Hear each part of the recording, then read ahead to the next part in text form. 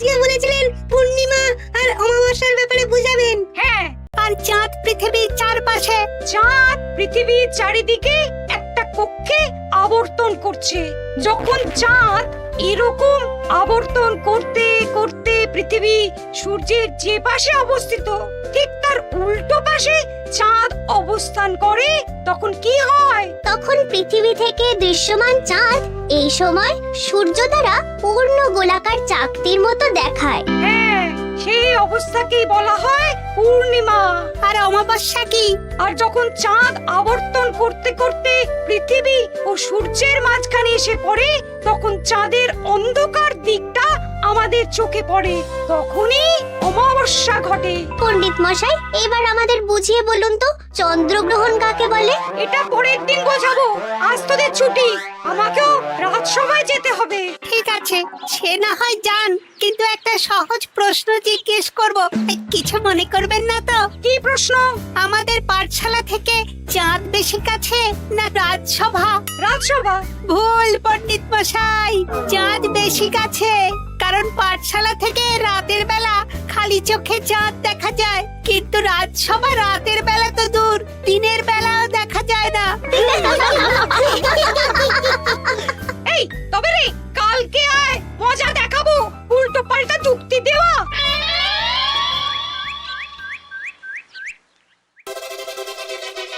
মহারাজ, আপনার হাতে এত বড় ফর্দ, রাজবাড়িতে কি সামনে কোনো উৎসব অনুষ্ঠান আছে নাকি? খাওয়া দাওয়ার ব্যাপার আছে? না, গোপালের শুধু খাই খাই, এত বড় জীব যে গোড়ের মাথা থেকে দেখা যায়। আর আপনার কুকীর্তির কথা তো দেশের শেষ প্রান্ত থেকে শোনা যায়। চুপ! রাজসভাটাকে একেবারে চিংড়ির হাট বানিয়েছে। হাট না মহারাজ, খেলার মাঠ বানিয়ে দিয়েছে। তোমাকে বেশি কথা বলতে বলিনি। মহারাজ, আপনি ওই ফর্দের ব্যাপারে বলুন না। হ্যাঁ, সেই ভালো। শোনো, আমাদের রাজ্যের বেশ কয়েকটা জায়গার অবস্থা খুব খারাপ, তাই সেসব জায়গায় উন্নয়ন করা দরকার। আপনি আমাকে দায়িত্ব দিন। বেশ, শোনো তাহলে, আমাদের রাজ্যে যে পাঠশালা আছে সেটার অবস্থা বড়ই খারাপ। চাল ফুটো হয়ে গেছে, এখন একটু হাওয়া দিলেই গাছের পাতা পড়ে। কদিন পরেই ঝড় বৃষ্টি হবে, তখন জলও পড়বে। সারানো হবে, আমার চেনা ভালো ঘরামি আছে। উত্তরে যে বড় স্নানের পুকুরটা আছে সেটার জল ময়লা হয়ে গেছে, ওই পুকুর সংস্কার করতে হবে। হয়ে যাবে। আমার কাছে খবর এসেছে দক্ষিণ পশ্চিম গ্রামের রাস্তা খুবই খারাপ, যখন তখন গরুর গাড়ি চাকা ভাঙছে। তাও হয়ে যাবে, আপনি শুধু আমাকে মোহর দেবেন আর আমি সব কাজ সামলে দেব। বেশ,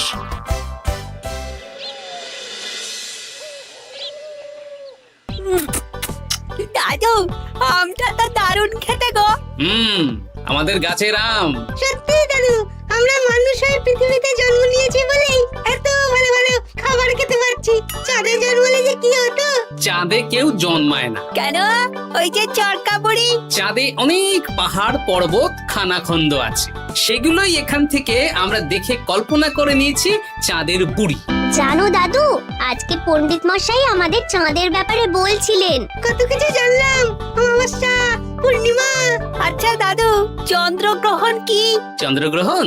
শোন, যখন পৃথিবী চাঁদ এবং সূর্যের মাঝে এসে পড়ে, যার ফলে পৃথিবীর ছায়া চাঁদের উপর পড়ে এবং চাঁদকে কিছু সময়ের জন্য দেখা যায় না বা আবছা দেখায়, এই ব্যাপারটাকেই চন্দ্রগ্রহণ বলে। আচ্ছা আচ্ছা, বুঝেছি। আমাদের তো মনে হয় আগামীকাল পাঠশালা সারানোর কাজ হবে। দেখি, আমাকে একটু চোখ কান খোলা রাখতে হবে।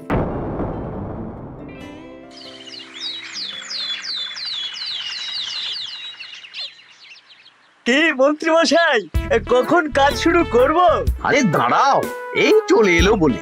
আমাকে তো যা করার আজকের মধ্যেই করে দিতে হবে। মহারাজের হুকুম, পাঠশালা একদিনের বেশি বন্ধ রাখা যাবে না। আরে না না, পাঠশালা কালকেই খুলে যাবে, শিশুরাই তো আমাদের ভবিষ্যৎ।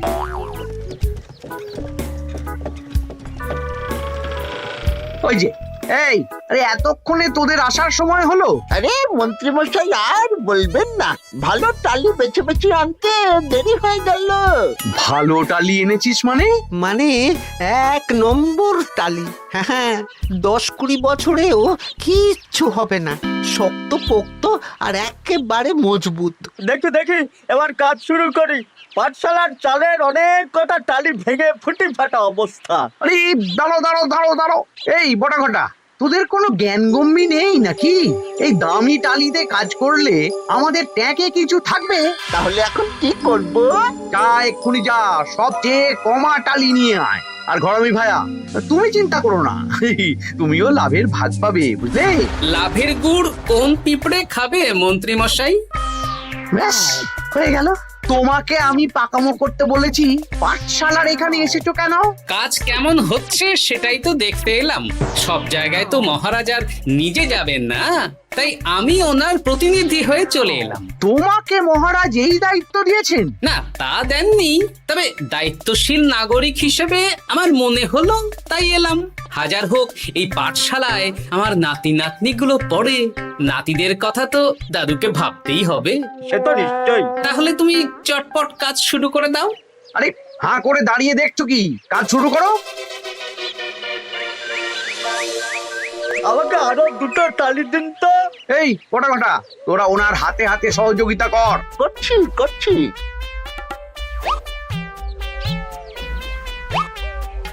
ঠিক আছে, আমি তাহলে চলি।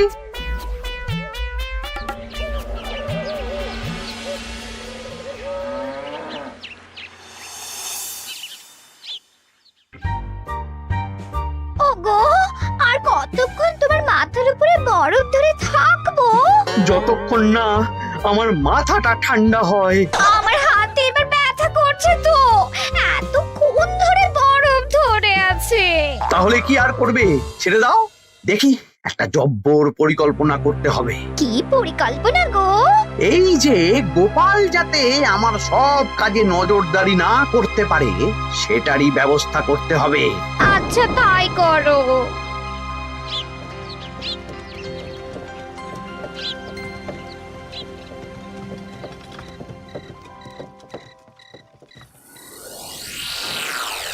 দেখ বটা ঘটা, পাঠশালা থেকে তো আমাদের 5 পয়সাও রোজগার হয়নি। না মন্ত্রীমশাই, গোপাল তো ঠায় দাঁড়িয়েছিল। কারচুপি করার একবারে রাস্তাই নেই। আগামীকাল পুকুর সংস্কারের কাজ হবে। গোপাল যেন ওই পুকুরের আশেপাশে না আসতে পারে, সেটা দেখার দায়িত্ব তোদের। বেশ, তাহলে আমি সকাল সকাল ওই গোপালের বাড়ির আশেপাশে পৌঁছে যাব। গোপাল যখন ওই বাড়ি থেকে বেরোবে অমনি বেটা বিছানায় বসে কাঁদবে। হ্যাঁ, আরে এই তো চাই।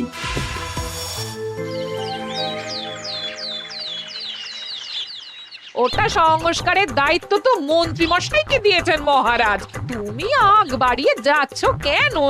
আমি না গেলেই আবার 2 নম্বরে শুরু করে দেবে।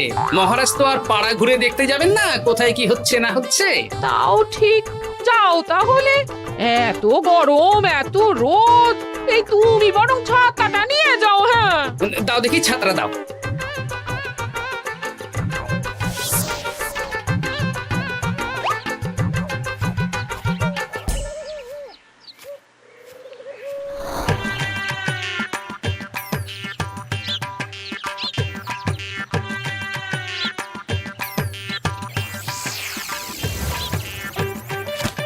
এই কে রে? কে যেন আমার ছাতার উপরে একটা ঢিল মারলো? আকাশ থেকে শিলাবৃষ্টি শুনেছি। ওই দেখ গাছের উপরে। এ তো ঘটা কাকা। এই ঘটা না না না গোপাল দাদা না। তবে রে দাঁড়া, গাছের নিচে অনেক পাখিতে খাওয়া আম পড়ে আছে। বাচ্চাগণ এগুলো তোলো আর আক্রমণ। ওরে বাবা রে, ওরে বাবা রে। তোরা এক কাজ কর, ঘটা নামলে ওকে এখানেই গাছের সাথে বেঁধে রাখ। দরকার হলে বড়দেরকেও ডেকে নে। আচ্ছা দাদু। আমি ওদিকে চললাম। আর হ্যাঁ, এই ঘটাকে যদি কেউ বাঁচাতে আসে তাহলে তাকেও। বাবা রে, ওরে বাবা রে।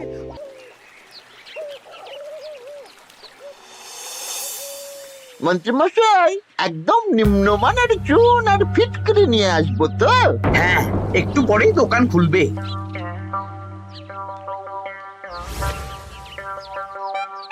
আবার 2 নম্বরই শুরু করে দিয়েছেন। দেখি গোপাল, তুমি এখানে কি করে এলে? ভগবান পাশে থাকলে আপনার মতন ভূতেরা আমার কি ক্ষতি করবে? হ্যাঁ, আমি আবার কি ক্ষতি করলাম? আপনার মদতেই তো হচ্ছিল। তবে যে ক্ষতি করতে চেয়েছিল সে এখন খুব একটা ভালো অবস্থায় নেই। কি হয়েছে ঘটাৎ? দেখেই আয়, আমি বরং দোকান থেকে ভালো মানের ওই চুন আর ফটকিরি নিয়ে আসি, কেমন? ওরে বটা, যা যা দেখে আয়। আমাকে ছেড়ে দিন না, আমি তো কিছু করিনি, শুধু একটা ঢিল ছুঁড়েছি, তাতে তো গোপালের কিছু হয়নি। যদি গোপাল দাদার বড় কোনো ক্ষতি হতো তাহলে কি হতো? এটা কি হচ্ছে? তোমরা ঘটাকে বেঁধে রেখেছো কেন? এই ধরো ধরো ধরো, গোপাল দাদু বলেছে ঘটা কাকাকে যে ছাড়াতে আসবে তাকে বেঁধে রাখতে। আমাকে ছেড়ে দাও। আমি তো কিছু করিনি, আমাকে ছাড়ো, আমাকে ছেড়ে দাও। চুপ, তোরা সবাই এই কর্মকাণ্ডে জড়িয়ে আছিস, কোনো ছাড় পাবি না।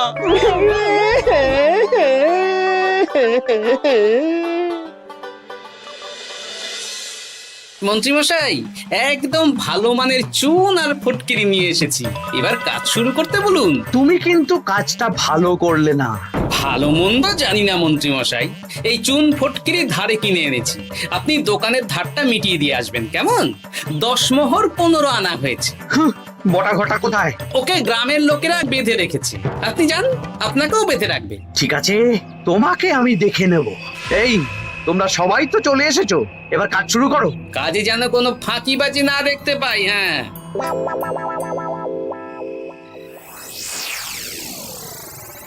একটা কানা করিও গোপাল লাভ রাখতে দেবে না মনে হচ্ছে। এভাবে তো চলতে পারে না। সারা দিন আমাদের বেঁধে রাখলো জানেন। শুধু নুন চিনির জল ছাড়া আর কিচ্ছু খাবার খেতে দেয়নি। খাবার? হ্যাঁ, এই খাবার দিয়েই গোপালকে সাবার করতে হবে। বলুন কিভাবে?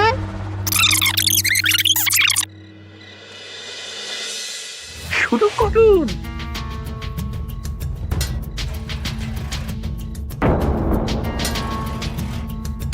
রান্নাঘর থেকে কিসের আওয়াজ হলো না? রান্নাঘরে বেড়াল, যাও গিয়ে দেখো। এ কি? এই বিড়ালটাকে তো আমাদের বাড়িতে এর আগে কখনো দেখিনি। সত্যি তো, একদম সাদা বেড়াল। ও ভাতের হাড়ির ঢাকনাটা উল্টেছে। হ্যাঁ হ্যাঁ, কোনো খাবারে মুখ দিতে পারেনি, বুঝলে?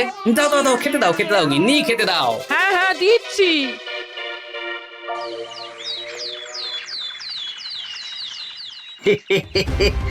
আজ আর কোনো বাধা নেই।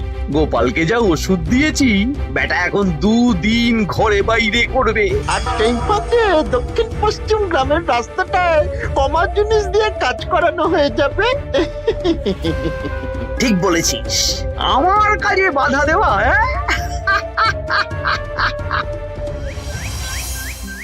ও গিন্নি, গিন্নি গো, কাল রাত থেকে তো 10-12 বার হয়ে গেল। তুমি তো 10-12 বার, আমি তো 15 বার গেছি। বৈদ্য মশাইকে খবর দিয়েছো? হ্যাঁ, উনি আসছেন একটু পরেই। হ্যাঁ,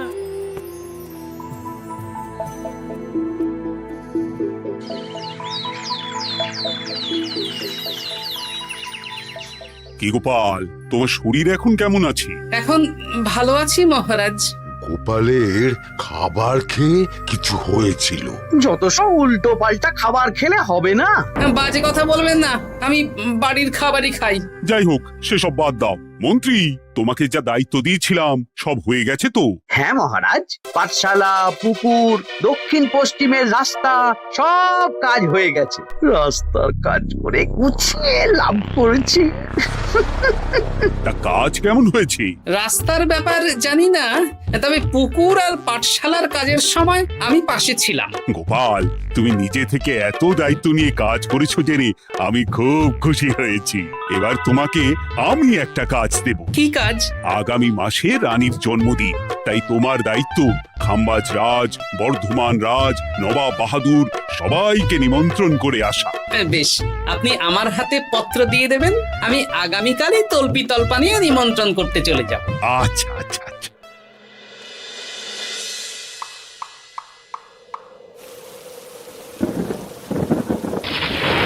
এই তো ঝড় বৃষ্টি শুরু হয়ে গেল, এর মধ্যে তুমি ভিন রাজ্যে রাজ্যে কি করে ঘুরতে যাবে? কেন, গরুর গাড়ি করে? রাজবাড়ির খরচা।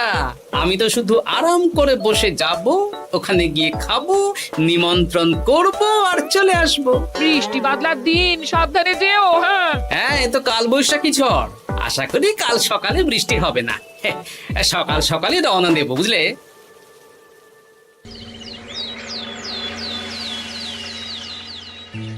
যাও গোপাল, সাবধানে যাও। পরশু দিনের মধ্যেই চলে আসবো মহারাজ, চিন্তা করবেন না। চলো চলো গাড়োয়ান, চলো। এই আচ্ছা গোপাল দাদা, প্রথমে কোথায় যাবেন বলুন তো? প্রথমে ওই খাম্বাজ রাজ্যে চলো। ও, তাহলে তো দক্ষিণ পশ্চিমে রাস্তাটা ধরতে হবে। হ্যাঁ, ওটা তো একদম নতুন রাস্তা, কোনো অসুবিধে হবে না। ওরে বাবারে, গাড়ি কি কাঁপছে গো, পড়ে যাবো তো। এই ওরে বাবা রে, গেল রে। ওটো ওটো গোপাল দাদা। উফ, বাপরে বাপ, কি জোর লেগেছে কোমরে। একদিনের বৃষ্টিতেই রাস্তার যা হাল, এটা রাস্তা সারিয়েছে না নষ্ট করেছে সেটাই তো বুঝতে পারছি না। কদিন আগেই নাতি নাতনি গুলোর সাথে চাঁদের গল্প করছিলাম, যে চাঁদে অনেক গর্ত, খানা, খন্দ। উফ, না, আমি রাস্তাটুকু হেঁটে হেঁটেই পার হচ্ছি।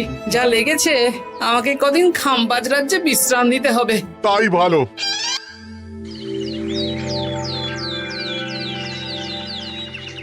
এ কি, দুদিন হয়ে গেল গোপাল এখনো এলো না। দেখুন গোপাল যা পেটু। মন্ত্রী মশাই, আপনার সব সময় কি গোপালের বিরুদ্ধেই বলতে হবে? তুমি গোপালের হয়ে বেশি বলতে এসো না। শুনেছি আপনি নাকি ওই পাঠশালা পুকুর সংস্কারে কমা জিনিস ব্যবহার করতে গিয়েছিলেন, আর গোপাল ধরে ফেলেছে, তাই আপনার রাগ। বাজে কথা বলো না, ওসব শোনা কথায় কান না দেওয়াই উচিত।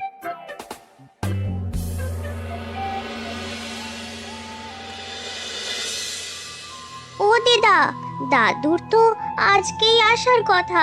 আরে এখনো তো এলো না রে, আমার না খুব চিন্তা হচ্ছে। আরেকটা দিন অপেক্ষা করো, যদি দাদু না আসে তাহলে রাজবাড়িতে জানাতে হবে।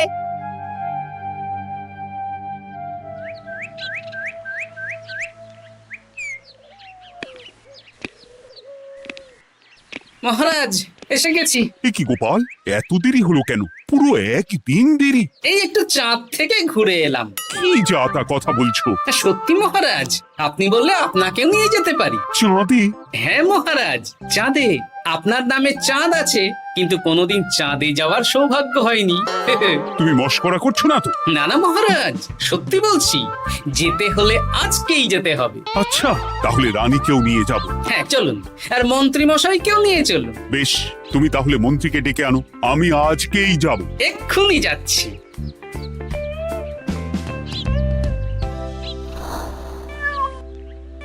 আরে আরে, এটা তো সেই বেড়াল।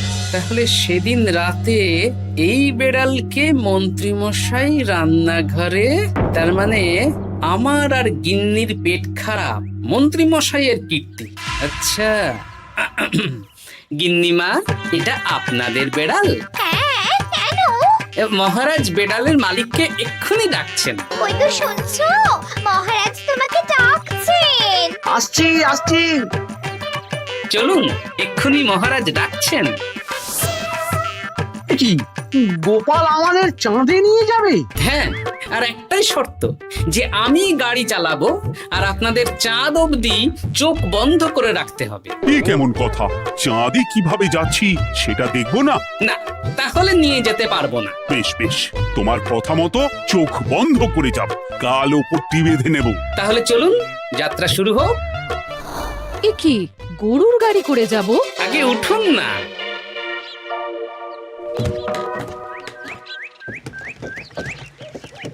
আর কতক্ষণ স্থলপথে? এই তো আর একটুখানি, তারপরেই চাঁদে। এই হুর হুর হুর হুর, হুর, হুর, হুর, হুর, হুর, হুর।